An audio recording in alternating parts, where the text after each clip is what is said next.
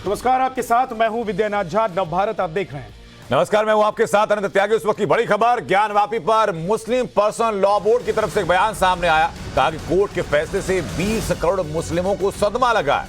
न्याय पसंद लोग कोर्ट के फैसले से दुखी हैं। मंदिर तोड़कर मस्जिद नहीं बनाई गई, ये मुस्लिम पर्सनल लॉ बोर्ड का कहना है। उन्होंने कहा कि इस्लाम में चीनी जमीन पर मस्जिद की इजाजत नहीं है।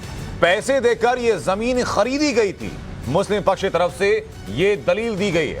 मुस्लिम पक्ष ने कहा कि ये सिर्फ और सिर्फ हिंदू और मुसलमानों में नफरत फैलाने की कोशिश है। कोर्ट में जरह का कोई मौका हमें नहीं दिया गया। मुस्लिम पक्ष की तरफ से कहा गया, आपको बता दें कि ज्ञानवापी के तहखाने में हिंदू पक्ष को पूजा के अधिकार की इजाजत दी गई। हिंदू पक्ष की दलील यही थी कि इसी स्थान पर साल 1993 तक पूजा होती आती थी। उसके बाद बगैर किसी औपचारिक ऑर्डर के तत्कालीन सरकार ने पूजा बंद करा दी। कोर्ट के फैसले के बाद यहां पर पूजा शुरू हुई, लेकिन मुस्लिम पक्ष इसको लेकर के ऊपरी अदालतों में गया और कहा कि ये मस्जिद जो है वो मंदिर तोड़कर नहीं बल्कि जमीन खरीद कर बनाई गई। कि ये जो बात कही जाती है ज्ञानवापी मस्जिद या बाद और मस्जिदों के सिलसिले में कि मुसलमानों ने किसी दौर में मस्जिद को गिराकर मंदिर बनाया, मंदिर गिराकर मस्जिद बनाई, ये बिल्कुल गलत है। सबसे पहले तो आपको इस्लामी तसव्वुर को समझना चाहिए, इस्लाम की सोच को समझना चाहिए, क्योंकि इस्लाम में गसब की हुई ज़मीन, दूसरों की छीनी हुई ज़मीन पर मस्जिद बनाने की इजाज़त नहीं है। अकीदे की बुनियाद के ऊपर होंगे, अकीदतमंदी की बुनियाद पर होंगे तो मुल्क कैसे चलेगा? ये तो एक तस्वुर ये दिया जा रहा है कि जहाँ भी अक्सरियत इस मुल्क के अंदर अपनी अकीदत की बुनियाद के ऊपर किसी मसले को लाएगी, वहाँ हकीकत और सबूत शवाहिद को नहीं देखा जाएगा, बल्कि वहाँ ये देखा जाएगा कि अक्सरियत की अकीदतमंदी क्या चाहती है। जो चाहती है उसको पेश कर दिया जाएगा तो मुल्क कैसे चलेगा? ये एक बात है सोचने की। हम सिर्फ इतनी ही बात कहना चाहते हैं कि अगर रविश यही चलेगी तो चाहे वो किसी भी अक़लियत का फ़र्द हो, चाहे वो सिख हो, चाहे वो जैन हो, चाहे वो मुसलमान हो, चाहे वो ईसाई हो, किसी मसले के अंदर उसको फैसला नहीं मिलेगा। अगर मुकाबले के अंदर तनाव है और उसके अंदर अकीदत अक्सरियत की उसके अंदर दखल रखती है तो उसके अंदर उसके मुकाबले के अंदर कानून बेकार और बेअसर हो जाएगा। ये बात मैं ही नहीं कह रहा हूँ, समझदार और बड़े बड़े वकला ये बात कह रहे हैं कि इस फैसले ने बाबरी मस्जिद के जो रास्ता खोला है कि अकीदत की बुनियाद जब कभी मुकाबला होगा तो कानून उसके मुकाबले के अंदर हेज हो जाएगा। तो फिर लॉ आप पढ़ाते किस लिए हैं? लाइब्रेरियों के अंदर आपके हज़ारों किताबें किस लिए रखी हुई हैं? इनको आग लगा दीजिए। यही मसला है। ये मुल्क का मैं समझता हूँ बहुत बड़ा अलमिया है कि इस मुल्क के अंदर आज मुसलमान ये कह रहा है कि मसले की बुनियाद लोअर कोर्ट से लेकर सुप्रीम कोर्ट तक अकीदत के ऊपर है, कानून के ऊपर नहीं है। मैं इसको बहुत बड़ा अलमिया समझता हूँ और एक ये दाहिया है, बड़ा मसला है। इस मसले को सोचना चाहिए और जिन लोगों के हाथ में मुल्क की बागडोर है उन्हें समझना चाहिए कि मसले मुल्क को किधर लेकर के चलना है। मैं इससे ज़्यादा अपने अफसोस का कोई और इजहार नहीं कर सकता। बहुत बहुत शुक्रिया मौलाना। मैं दरख्वास्त करूँगा हज़रत मौलाना असगर इमाम मेहदी साहब जो सदर हैं मरकज़ी जमीयत अहले हदीस के। सबको बोलना ज़रूरी है? हाँ? अभी हैं? चलिए, सब पहुंच गया, सब अहम चीज़ें पहुंच गई हैं। बहुत बहुत शुक्रिया आप हजरात का। और हमारे बोर्ड के सदर मौलाना खालिद सैफुल्लाह रहमानी साहब ने आज जिस काम के लिए तो ज्ञानवापी पर अरशद मदनी के बयान को आप सुन रहे थे कि मुसलमान आजादी के बाद से विवाद में उलझे हैं, ये अरशद मदनी ने कहा है। और इसी बीच आपको यह भी बता दें कि मुस्लिम पक्ष की तरफ से यह भी कहा गया कि मस्जिद तोड़ी नहीं गई बल्कि जमीन खरीद के इस मस्जिद को बनाया गया था। कहा जाता था कि लौट करके वहीं जाना है, किसी भी तरह के का मसला हो तो वो साफ साफ नज़र आ रहा है कि उसमें ना प्रोसीजर को पूरा किया गया है, ना अदालती जो प्रोसीजर होते हैं, उसके मदारिज होते हैं, उसको किसी तरीके से पूरा किया गया है। और इसी तरीके से ये मामला चला और उसके साथ ही 91 की बात जो आई है उसके तनाजुर में कि किस तरीके से उसके अंदर भी 91 से पहले की चीज़ को बाद में कैसे कर दिया गया है। तो इस सिलसिले में हुकूमत से भी, अदलिया से भी और सबसे ज़्यादा मीडिया के लोग, जिनको हर आदमी सुनता है, हर आदमी उसमें बिलीव कर रहा है, उसको उसी अच्छाई के साथ उठाएं ताकि आपके अंदर, मीडिया को चौथा सुतून भले कहते हैं लेकिन हकीकत यह है कि कलम गोयत के मन शाहे जहानम, यही सबसे बड़ा बादशाह है, यही सबसे बड़ा हाकिम है जो इंसाफ के तराजू को बरकरार रख सकता है। आपके ज़रिए से देशवासियों को, एक एक फ़र्द को उसी अंदाज में ये पैगाम पहुंचना चाहिए कि हम अमन और शांति के साथ रहते हुए, भाईचारा को बरकरार रखते हुए हम हकदार को उसका हक पहुंचाएं और उसमें ख़ास तौर पर अदलिया अपना फरीज़ा समझे, अपने मकाम और मर्तबे को समझे। शुक्रिया मौलाना। मैं सिलसिले की सेकंड लास्ट जो कड़ी है उसमें जनाब मलिक मोहतसिम खान साहब से दरख्वास्त करूंगा जो नायब अमीर हैं जमात इस्लामी के। मुख्तसर अपनी बात।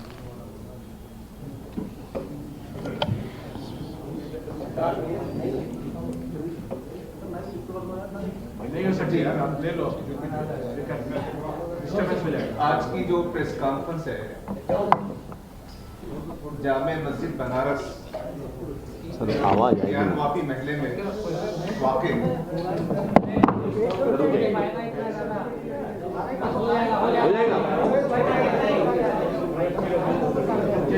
आज की जो प्रेस कॉन्फ्रेंस है जामे मस्जिद बनारस जो ज्ञान वापी महल्ले में वाक़े है, तो उसमें जो वहाँ की जिले अदालत ने जो फैसला किया कि तहखाने में जो साउथ सेलार है उसको हमारे हिंदू भाइयों की इबादत के लिए उन्होंने दे दिया है, ये अदलिया के उसूलों और इंसाफ के तकाज़ों के खिलाफ है।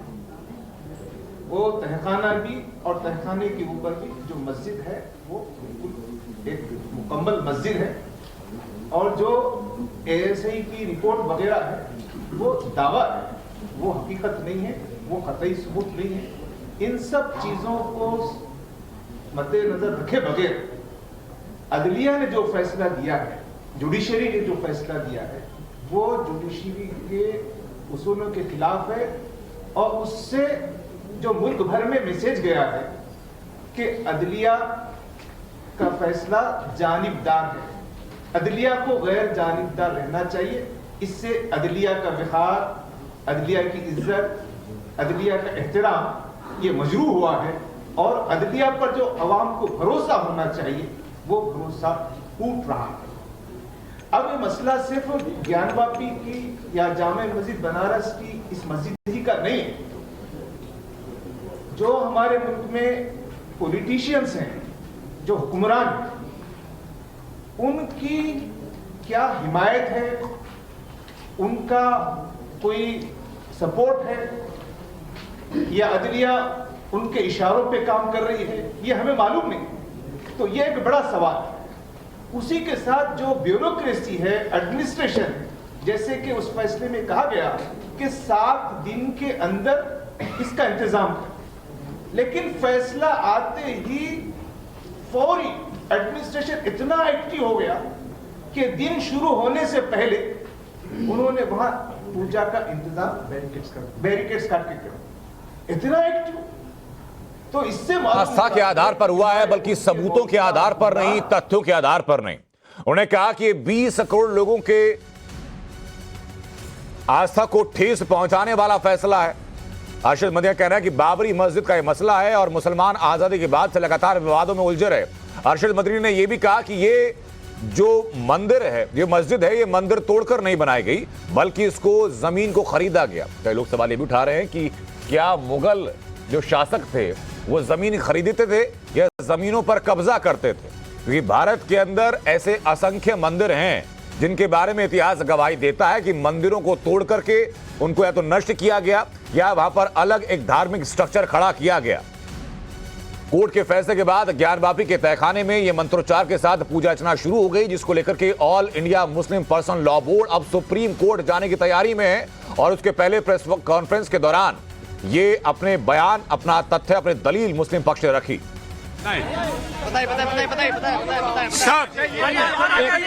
ऐसा है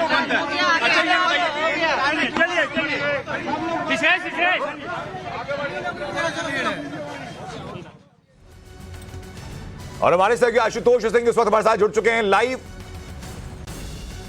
उनके पास जाएं उससे पहले आपको ये 6 अलग अलग तस्वीरें हम दिखा रहे हैं, जहां पहली तस्वीर की कोर्ट के फैसले के बाद, प्रशासन की पहल के बाद पूजा पाठ शुरू हुई और अब मुस्लिम पक्ष की दलील आपको दिखा रहे हैं। आशुतोष सिंह हमारे साथ जुड़ चुके हैं। आशुतोष, क्या आपत्ति है मुस्लिम पक्ष को कोर्ट के इस फैसले के बाद? हाई कोर्ट से तो राहत मिली नहीं।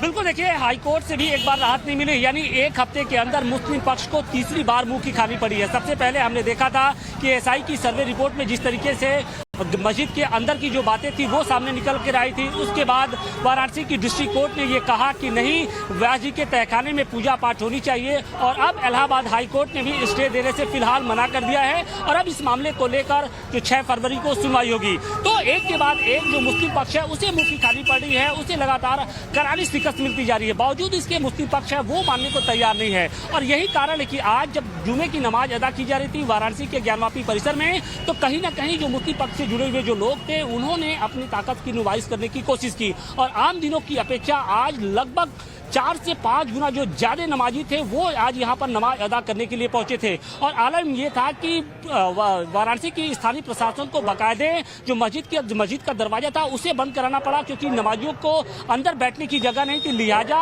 1:30 बजते जो नमाजी थे उनको वापस लौटाना शुरू कर दिया गया। उनसे ये अपील की गई कि नहीं, आप ज्ञानवापी मस्जिद में न जाइए बल्कि आप किसी दूसरे मस्जिद में जाइए और वहाँ पर नमाज अदा करिए। हालांकि जो मुस्लिम पक्ष है वो लगातार खासा नाराज दिख रहा है, उसके चेहरे पर गम और गुस्सा साफ तौर पे झलक रहा है, क्योंकि जिस तरीके से 1993 के बाद से जो व्यास जी का जो तहखाना है जहां पर पूजा पाठ होता आया था उसको एक बार फिर से खोलने की इजाजत दी गई है, उसके बाद से जो मुस्लिम पक्ष है वो नाराज दिख रहा है। उसे इस बात की आशंका है कि अभी व्यास जी के तहखाने के अंदर हिंदू पक्ष दाखिल हुआ है और संभव है कि आने वाले दिनों में जो हश्र बाबरी मस्जिद का हुआ कुछ उसी तरीके का जो हश्र है वो ज्ञानवापी को लेकर हो सकता है। और इसी बात का जो डर है वो उनको सताया जा रहा है और यही कारण है कि कल अंजुमन इंतजामिया कमेटी यानी मुस्लिम पक्ष की ओर से बाकायदे बंद का ऐलान किया गया था। वाराणसी की जो सभी प्रमुख जो मुस्लिम बाजार थे वो आज सुबह से ही बंद थे, चाहे दालमंडी हो, सोनारपुरा हो, मदनपुरा हो या बजरडीहा हो या पीली कोठी हो, जो तमाम इलाके हैं जहां पर मुस्लिम समुदाय के लोगों की जो संख्या है वो अधिक होती है, वहां पर पूरी तरीके से जो बाजार था वो एक तरीके से वहां पर सन्नाटा पसरा हुआ था, लोगों ने अपनी दुकानें बंद रखी थी। तो कहीं ना कहीं जो लोगों का जो गुस्सा है, खासतौर से मुस्लिम समाज का गुस्सा है वो देखने को मिला। और बड़ी बात यह है कि सिर्फ वाराणसी ही नहीं बल्कि उत्तर प्रदेश के साथ साथ देश के अलग अलग हिस्सों में भी कुछ कमोबेश यही तस्वीरें नजर आ रही हैं। हमने देखा था कि इस मसले को लेकर जिस तरीके से असदुद्दीन ओवैसी के साथ साथ जो मुस्लिम संगठन से जुड़े हुए जो बुद्धिजीवी जो बड़े नेता हैं उन्होंने भी दिल्ली में एक बैठक की और उसके बाद जो बातचीत है बिल्कुल आशुतोष, में वापस आपके पास लौटूं क्योंकि सवाल लगातार ये भी उठाया जा रहा है कि ऐसे किसी भी संवेदनशील मुद्दे पर असदुद्दीन ओवैसी की तरफ से ही क्यों विरोध आता है। लेकिन बड़ी खबर इसी बीच ही है कि कोर्ट ने सरकार को इस पूरे परिसर को संरक्षित करने के लिए कहा। संरक्षित करने का मतलब क्या है? संरक्षित करने का मतलब यह कि तहखाने में कोई नुकसान नहीं होना चाहिए और कोई नया निर्माण भी नहीं होना चाहिए। प्रदेश में कानून व्यवस्था को पूरी तरीके से सुरक्षित रखना है। हाईकोर्ट की तरफ से यह भी उत्तर प्रदेश सरकार को निर्देश दे दिया गया। हाईकोर्ट की तरफ से उत्तर प्रदेश सरकार को कहा गया कि किसी भी तरह की कोई भी अप्रिय घटना नहीं होनी चाहिए, क्योंकि आज की सुनवाई में इलाहाबाद हाईकोर्ट ने उत्तर प्रदेश के एडवोकेट जनरल ने व्यास जी के तहखाने में हो रही पूजा और वहां की गई मौजूदा सुरक्षा इंतजाम की जानकारी भी ली है। आशुतोष, जरा बताइए कि जो सुरक्षा इंतजाम की ब्रीफिंग कोर्ट ने ली है, कोर्ट रूम के अंदर क्या क्या हुआ? देखिए, मुस्लिम पक्ष की ओर से जो उनके जो एडवोकेट थे उन्होंने अपनी ये दलील रखी कि चूंकि 1993 के पहले वहाँ पर किसी तरीके का पूजा पाठ नहीं होता आया था, यानी व्यास जी का जो मालिकाना है कि वो मस्जिद में नहीं है। ऐसे में जो पूजा पाठ की इजाज़त दी गई है वो बिल्कुल सरासर गलत है। और जबकि जो हिंदू पक्ष की ओर से विष्णु शंकर जैन हैं, उन्होंने इस बात का विरोध किया। तो इन सब के बीच में जो अदालत है यानी हाई कोर्ट ने एडवोकेट जनरल को ये कहा कि अभी वहाँ पर कानून व्यवस्था की स्थिति है उसको सुदृढ़ किया जाए, यानी किसी तरीके का लूप होल नहीं होना चाहिए। इसके साथ ही मस्जिद के अंदर किसी तरीके का कोई नया निर्माण कार्य नहीं होना चाहिए, यानी जो चीजें हैं उसको संरक्षित किया जाए, यानी साफ तौर पे जो यथा स्थिति है उसको बनाए रखने का जो निर्देश है वो इलाहाबाद हाई कोर्ट ने उत्तर प्रदेश सरकार को कहा है। और उसके साथ ही जो वाराणसी के डिस्ट्रिक्ट कोर्ट जिनको डिस्ट्रिक्ट जज डिस्ट्रिक्ट मजिस्ट्रेट जिनको उस तहखाने का रिसीवर, यानी आशुतोष, कोर्ट रूम में दो चीजें हुई। पहली बात तो ये कि मुस्लिम पक्ष को कोई राहत नहीं मिली, दूसरा उत्तर प्रदेश सरकार को उस परिसर को संरक्षित करने की नसीहत और आदेश एक तरीके से कोर्ट की तरफ से दिया गया। मैं वापस लौटने लगे, अभी एक और बहुत बड़ी खबर सामने आ रही है। तहखाना रिसीवर की नियुक्ति को चुनौती देगा मुस्लिम पक्ष। जिला जज के 17 जनवरी के फैसले को भी चुनौती दी जाएगी। वाराणसी डीएम को तहखाने का रिसीवर बनाया गया था और इस बात को लेकर भी मुस्लिम पक्ष को आपत्ति है और इसी आपत्ति को लेकर के अब कोर्ट का रुख करेगा मुस्लिम पक्ष। आशुतोष, जरा बताइए कि ये तहखाना रिसीवर की नियुक्ति को लेकर क्या परेशानी है मुस्लिम पक्ष को, क्या दलील है उनकी? देखिए, सितंबर 2023 को व्यास परिवार की ओर से वाराणसी की डिस्ट्रिक्ट जो कोर्ट है वहां पर एक अपील दाखिल की गई थी जिसमें ये कहा गया था कि जो व्यास जी का तहखाना है, जो उनका पुश्तैनी तहखाना है, उसको जो वाराणसी की जिला प्रशासन है उसको हैंडओवर कर दिया जाए। और इसके पीछे तर्क ये दिया गया था कि जो अंजुमन इंतजामिया कमेटी है यानी मुस्लिम पक्ष है वो तहखाने पे कब्जा कर सकता है, क्योंकि व्यास परिवार से जुड़े हुए जो लोग हैं वो उस तहखाने में नहीं जाते हैं। ऐसे में जो तहखाने का रिसीवर है वो वाराणसी के डीएम को नियुक्त किया जाए। और इसे लेकर 17 जनवरी 2024 को वाराणसी की डिस्ट्रिक्ट कोर्ट की ओर से एक फैसला आता है और इस फैसले में जो वाराणसी के डीएम है उनको रिसीवर नियुक्त कर दिया जाता है। और अब अंजुमन इंतजामिया कमेटी इसी जो आदेश है, इस आदेश को, इस ऑर्डर को चैलेंज कर रही है और ये कह रहे, वो उनका ये कहना है कि जिस तरीके से वाराणसी के डीएम को रिसीवर नियुक्त किया गया है। मैं वापस आपके पास लौटूं, इसी बीच हमारे सहयोगी हिमांशु हमारे साथ जुड़ चुके हैं। हिमांशु, इस वक्त ज्ञानवापी परिसर के आसपास, हिमांशु क्या तस्वीरें आप देख रहे हैं? देखिए, ज्ञानवापी परिसर के बिल्कुल सामने हम लोग यहाँ पर इस वक्त मौजूद है, क्योंकि बैरिकेडिंग कर दी गई है तो बहुत ज्यादा पास वहाँ पर जा नहीं सकते। लेकिन यहाँ पर देखिए, नमाजी अभी यहाँ से निकल रहे थे और जब नमाजी यहाँ से निकले तो बिल्कुल भी एक पल के लिए भी यहाँ पर रुकने की परमिशन उनको नहीं दी गई थी। उसके बाद वो सीधे निकल रहे थे और वहां से जाते हुए इस रास्ते से वो यहाँ से निकल गए। यहाँ पर देखिए RRF से जवान, आर्म्ड फोर्सेज के जवान और पुलिस बल यहाँ पर तैनात है। और यहाँ पर जब हमने उनसे बात करी, जो यहाँ पर मुस्लिम पक्ष की तरफ से जो मुख्तार अहमद, उनसे हमारी बात हुई तो मुख्तार ने यहाँ पर साफ कहा कि हम इस बात से थोड़े से ये इतनी जल्दबाजी में फैसला क्यों लिया गया, ये बिल्कुल भी गलत था। और इसीलिए हम कह रहे हैं, हमने आज पूछा कि कितने लोगों की तादाद में अंदर यहाँ पर मौजूद थे, तो उन्होंने कहा कि आज पूरी तरह से ज्ञानवापी परिसर भरा हुआ था, अच्छी खासी तादाद में यहाँ पर नमाजी नमाज अता करने आए थे। मैंने बोला, आपको क्या किसी तरह की कोई परेशानी है, कोई दिक्कत है? तो उन्होंने कहा कि दिक्कत हमें इस बात की है कि इतनी जल्दबाजी में ये फैसला लिया जा रहा है और हमारी बात को सुना नहीं जा रहा है, हम जो कहना चाह रहे हैं उसको सुना नहीं जा रहा है। ये बात उनकी तरफ से की गई और इस बात को लेकर हालांकि AIMPLB भी कह रहा था और उनके बारे में जब हमने उनसे पूछा कि मुस्लिम पर्सनल लॉ बोर्ड भी कह रहा है कि अदालतों से धीरे धीरे भरोसा उठता जा रहा है, तो उस पर वो बोलने से बचते नजर आए। लेकिन उन्होंने ये कहा कि हम जो बोलना चाह रहे हैं, हमारी उस बात को सुना नहीं जा रहा है और यही हमको तकलीफ है। और इसीलिए जितने भी मुस्लिम पक्ष के लोग यहाँ पर आ रहे थे उनसे हम बात करने की कोशिश कर रहे थे। हमने उनसे पूछा कि अंदर क्या आपको कोई बदला हुआ माहौल नजर आया, क्या अंदर की कोई तस्वीरें बदलती हुई नजर आई? जब पिछली बार आप नमाज अदा करने गए थे और इस बार जब आप नमाज अदा करने गए हैं तो क्या मतलब आपको नजर आया? बिल्कुल हिमांशु, मैं वापस आपके पास लौटूं, इस बारे में अपडेट के लिए कि इसी बीच बड़ी खबर यह भी कि कानपुर में पुलिस फोर्स का पैदल मार्च सामने आया। वाराणसी बंद के मद्देनजर पुलिस अलर्ट पर है। संवेदनशील इलाकों में पुलिस ने परेड की है, यानी कि उत्तर प्रदेश के हर बड़े शहर में ये तस्वीरें सामने आ रही हैं जहां पर पुलिस मुस्तैदी से, और हाईकोर्ट ने यही आदेश दिया था कि आपको प्रदेश के अंदर में किसी भी तरह की कोई अप्रिय घटना ना हो पाए, ये सुनिश्चित करना है। और वैसी तस्वीरें कानपुर से भी सामने आई जहां वाराणसी बंद का आह्वान किया गया था मुस्लिम पक्ष की तरफ से, तो उसी को लेकर एहतियातन कानपुर में भी चप्पे चप्पे पर पुलिस फोर्स बढ़ा दी गई। तस्वीरें, ये मिर्जापुर की तस्वीरें उत्तर प्रदेश के, जहां चप्पे चप्पे पर निगरानी की जा रही है, पुलिस पैदल मार्च निकाल रही है। आप देखिए सामने सीनियर अधिकारी हैं, उसके पीछे विशेष दस्ता है जो कि पैदल मार्च निकाल के स्थिति सामान्य रहे ये सुनिश्चित कर रहा है। हमारे सहयोगी हिमांशु दीक्षित लगातार बने हुए। हिमांशु, कानपुर की, मिर्जापुर की तस्वीरें हमने देखी, अब ज्ञानवापी परिसर के बाहर की तस्वीरें आप दिखाइए। बैरिकेडिंग वहां कैसे की गई है या फिर पुलिस व्यवस्था कैसे चाक चौबंद वहां पर की गई है? चलिए मैं आपको ये तस्वीरें सीधे दिखाता हूँ। अनंत, जो आपका सवाल था उसका जवाब मैं तस्वीरों के माध्यम से यहाँ देना चाहता हूँ।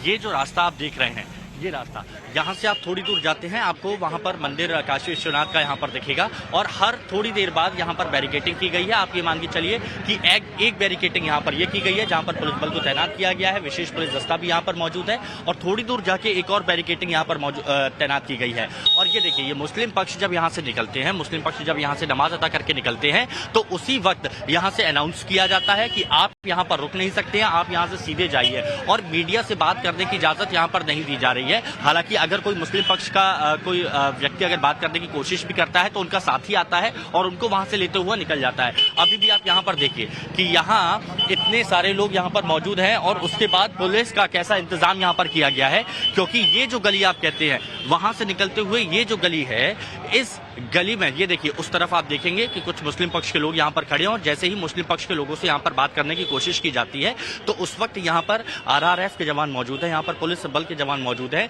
तो वो बीच में आते हैं और बात करने की इजाजत नहीं देते। वो नहीं चाहते हैं कि किसी तरह का यहाँ पर माहौल बिगड़ जाए और इसीलिए बिल्कुल भी बात करने की परमिशन यहाँ पर नहीं दी जा रही। आप देखिए पीछे मुस्लिम पक्ष के कई लोग यहाँ पर खड़े हुए हैं, लेकिन उसके बावजूद यहाँ पर लोगों की भीड़ यहाँ पर कैसी यहाँ पर आपको दिख रही है। और ऐसा है तो मुस्लिम पक्ष के लोगों से हमने बात करने की भी कोशिश की और उनसे भी एक बार फिर से बात करने की कोशिश करते हैं। एक बार बताइए ना, कितना बदलाव आज? अभी कोई बात नहीं भैया, कोई कमेंट, अभी जा रहे सामान लेने के लिए। तो देखिए अभी कोई ऐसी बात यहाँ पर नहीं कर रही, अभी कह रहे हैं कि ऐसी कोई बात नहीं करेंगे, क्योंकि जिसके सामने भी हम बात करने की कोशिश करते हैं वो बात को टालता हुआ नजर आता है। हालांकि हिमांशु, ये चीज बेहतर भी है क्योंकि किसी भी तरीके की कोई भी अगर संवेदनशील बयान किसी व्यक्ति की तरफ से दिया जाता है और वो मीडिया पे सामने आता है तो स्थिति अप्रिय हो सकती है।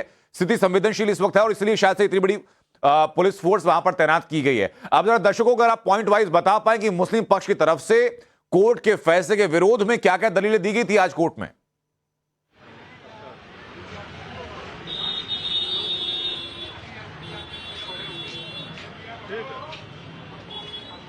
हिमांशु तो शायद आवाज नहीं पहुंच पा रही है, वापस कोशिश करेंगे हिमांशु के साथ जुड़ने के लिए। इसी बीच बड़ी खबर एक और सामने है। ज्ञानवापी विवाद पर अभी तक की बड़ी खबर यह है कि मुस्लिम पर्सनल लॉ बोर्ड ने बयान दिया, हम सुप्रीम कोर्ट जाएंगे और वहां से भी अगर राहत नहीं मिलती तो हम जाकर के राष्ट्रपति से गुहार लगाएंगे। वाराणसी डिस्ट्रिक्ट कोर्ट के फैसले को हाई कोर्ट में चुनौती दी गई थी। हाई कोर्ट में वहां पर सफलता मुस्लिम पक्ष की दलीलों को नहीं मिली।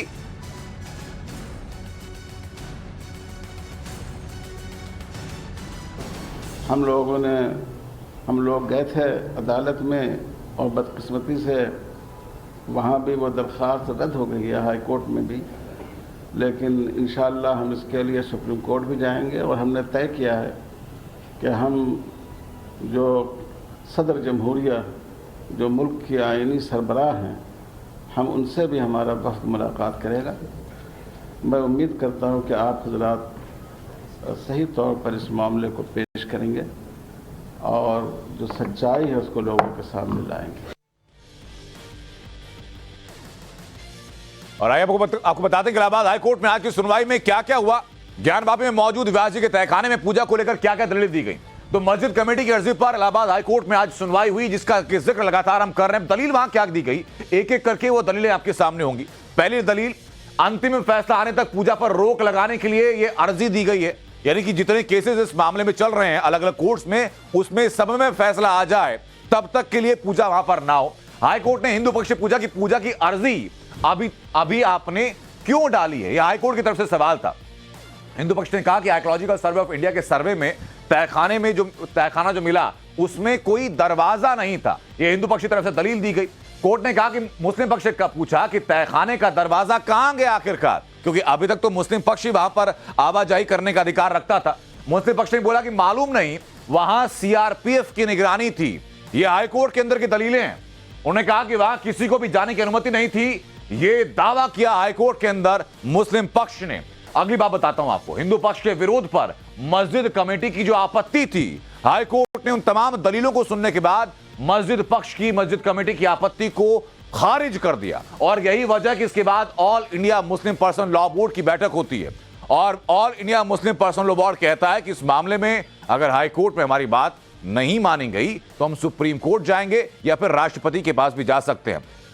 हिमांशु लगातार हमारे साथ बने। हिमांशु, कोर्ट के अंदर क्या क्या दलीलें रही ये हमने बता दिया, लेकिन आज प्रेस कॉन्फ्रेंस जो हुई उस प्रेस कॉन्फ्रेंस में all India Muslim personal law board ने साफ कहा कि ये जमीन मंदिर तोड़कर नहीं बल्कि जमीन खरीदकर मस्जिद बनाई गई थी। देखिए, सबसे बड़ा सवाल तो आज अदालत पे ही खड़ा किया गया है। अदालत पे ही खड़ा किया गया है और ये भी कहा गया है कि अदालत पर अब विश्वास नहीं रहा है, क्योंकि अदालत आस्था के आधार पर अब फैसला ले रही है। ये all India Muslim personal law board की तरफ से यहाँ पर कहा गया है। बहुत से लोगों को इसको लेकर अलग अलग तरह की सबका नजरिया होगा, लेकिन यहाँ पर कई मुस्लिम पक्ष के लोगों से हमने बात करने की कोशिश की और हमने ये पूछा कि मुस्लिम पर्सनल लॉ बोर्ड की तरफ से जो शब्द का इस्तेमाल किया गया कि 20 करोड़ इस देश के मुसलमानों के बीच में रंज है, तो वो हमने पूछा क्या किसी तरह का रंज है इनके मन में, जैसा कि all India Muslim personal law board की तरफ से कहा गया। एक बार फिर से बात कर लेता हूं। तब मुस्लिम पर्सनल लॉ बोर्ड ये कह रहा है कि किसी तरह का रंज ऐसा है क्या? मस्जिद कमेटी की कोई बात यहाँ पर अभी नहीं कर रहे हैं, लेकिन मुस्लिम पर्सनल लॉ बोर्ड लगातार ये सवाल यहाँ पर उठा रहा था कि आखिर एक तरफा बात क्यों सुनी जा रही है, हमारी बात को क्यों नहीं सुना जाता है, और कहीं ना कहीं एक दूसरा एक एंगल देने की कोशिश यहाँ पर दी गई। ये कहा गया कि जब आजादी में दोनों ही साथ में थे तो फिर एक नजरिए से क्यों देखा जाता है। ये पॉइंट बार बार उठाने की कोशिश की जा रही थी, लेकिन सब संविधान के दायरे में हो रहा है, सब कोर्ट के दायरे में हो रहा है। AIMPLB को ये बात भी समझनी चाहिए। लेकिन इस बारे में जब भी यहाँ पर लोगों से हम बात कर रहे हैं कि अदालत से आपको क्या किसी तरह की कोई नाराजगी है, तो कोई कुछ नहीं कह रहा है, अदालत के बारे में कोई कुछ नहीं कह रहा है। लेकिन all India Muslim personal law board मंच पर आते हैं, प्रेस कॉन्फ्रेंस करते हैं और खुलेआम सवाल यहाँ पर उठाते हैं और ये बताने की कोशिश करते हैं कि जो अब इस देश की अदालत है वो धर्म के आधार पर फैसला दे रही है, वो आस्था के आधार पर फैसला दे रही है। एक बड़ा आरोप all India Muslim personal law board की तरफ से लगाया जा रहा है और शायद यही वजह है कि यहाँ पर जितने भी हम मुस्लिम भाइयों से बात करने की कोशिश कर रहे हैं, कोई मुस्लिम भाई यहाँ पर बात नहीं कर रहा है, क्योंकि उनको पहले ही बताया गया है कि अगर कोई भी मीडिया पर्सन आता है, कोई भी आपसे बात करने की कोशिश करता है तो आप बिल्कुल भी बात नहीं करिएगा। और इसीलिए देखिए लगातार हम लोग उनसे बात करने की कोशिश कर रहे हैं, लेकिन कहीं कोई बात नहीं कर रहे हैं। सवाल यहाँ पर अदालत पर भी उठाए गए हैं, सवाल यहाँ पर कार्य प्रणाली पर भी उठाए गए हैं कि आखिर किस तरह से तर्कों को सुना जा रहा है। बिल्कुल हिमांशु, लेकिन महमूद मदनी क्या रहे हैं ये जरा दर्शकों को बता देते हैं। वापस मैं लौट रहा हूं आपके पास। महमूद मदनी के बयान दिया कि बात ज्यादा बिगड़नी नहीं चाहिए। महमूद मदनी ने कहा कि जिसकी लाठी उसकी भैंस नहीं होना चाहिए।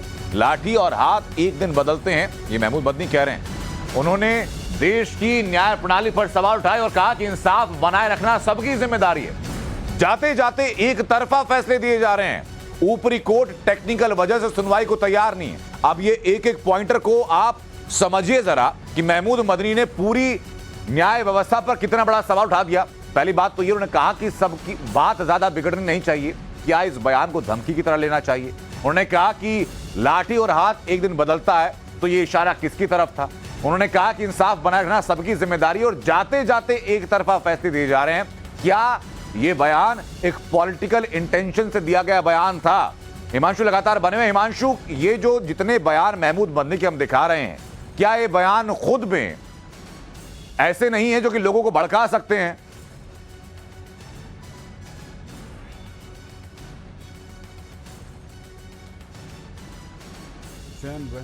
खबरें।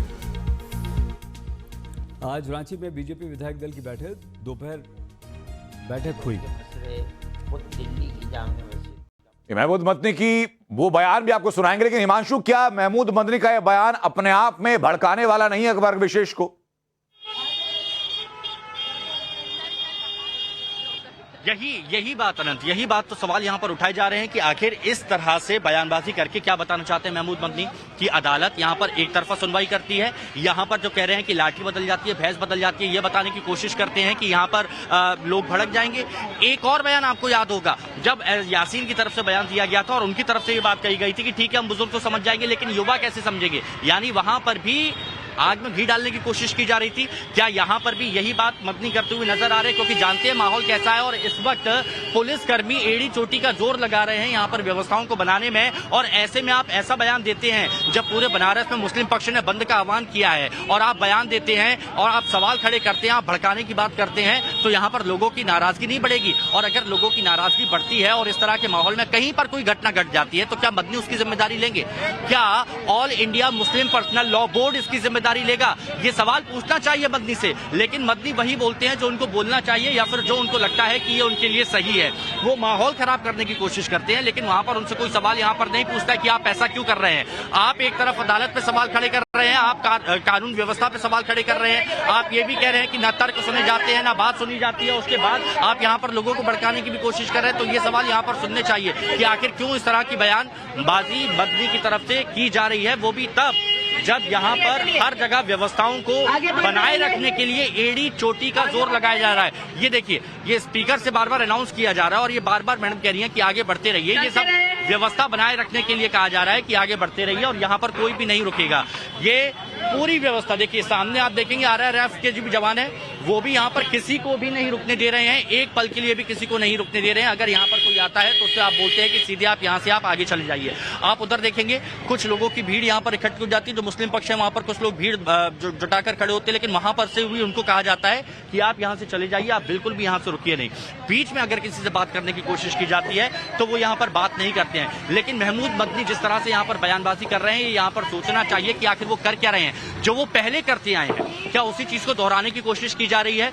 इस वक्त उनको सोच समझकर बयानबाजी करनी चाहिए, लेकिन ऐसा यहाँ पर हो नहीं रहा है क्योंकि मामला गंभीर है। अभी आप देखिए, ये जो रास्ता है पूरी तरह से बंद कर दिया गया था।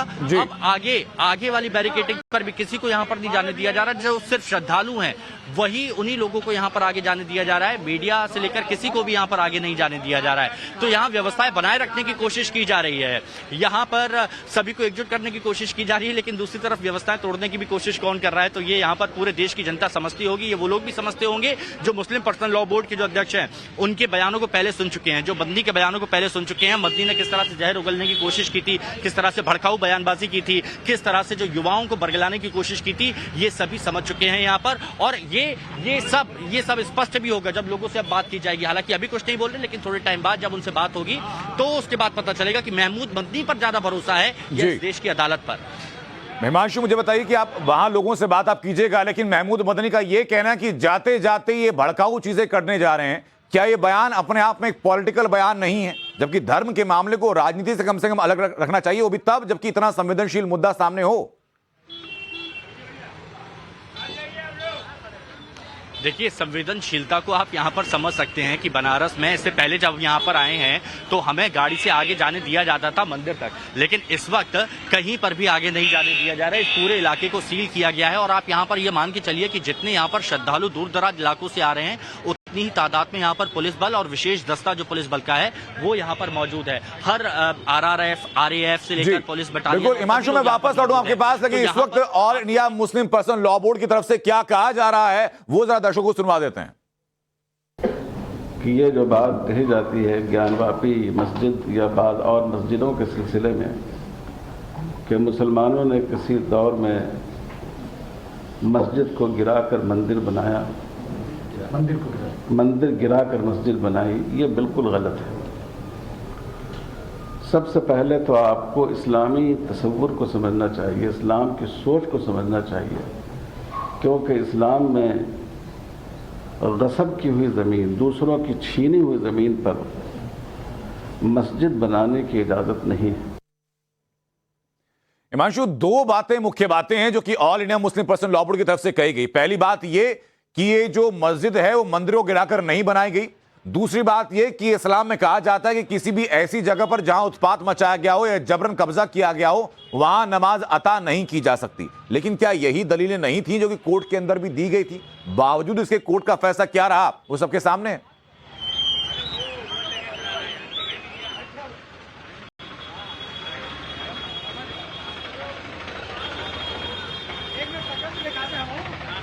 हिमांशु, अब तक आवाज पहुंच रही है हमारी? जी बिल्कुल अनंत, आवाज पहुंची। और देखिए, कोर्ट साक्ष्य देखता है, कोर्ट सबूत देखता है। ASI की तरफ से भी जब वहां पर जांच की गई उसके बाद साक्ष्य मिले, उसके बाद सबूत मिले और हमने यानी टाइम्स नाउ भारत ने पूरे देश भर को दिखाया कि कैसी अलग अलग वहां पर मूर्तियां पाई गई हैं, कैसे वहां पर राम लिखे हुए जो शिलालेख हैं वो पाए गए हैं, कैसे वहां पर अंदर की जब GPR वो पूरी जांच पड़ताल की गई तो पता पड़ा कि किस तरह से वहां पर हिंदू मंदिर होने की नींव जो वहां पर थी वो पता चली है। ये ASI की रिपोर्ट में साफ तौर पर कहा गया है और न भारत ने इसको दिखाया भी गया है। लेकिन उसके बावजूद अगर कोर्ट पर आप ये कह के सवाल खड़ा कर देते हैं कि अब आस्था के आधार पर कोर्ट फैसला दे रहा है, तो यहाँ पर आपकी सोच पर सवाल खड़े होते हैं कि आखिर आप क्यों ऐसा करना चाह रहे हैं। क्या आप यहाँ पर माहौल खराब करने की कोशिश नहीं करना चाहते, या फिर आप यहाँ पर अपनी राजनीति चमकाने की कोशिश कर रहे हैं, जो इससे पहले अपनी बयानबाजी में मदनी साबित कर चुके हैं कि वो ऐसे बयान देते हैं जिससे माहौल अलग होता है, देश पे उस पर चर्चा होने लगती है, उस पर बहस होने लगती है, डिबेट होने लगती है कि आखिर क्यों इस तरह की बयानबाजी यहाँ पर दी जाती है।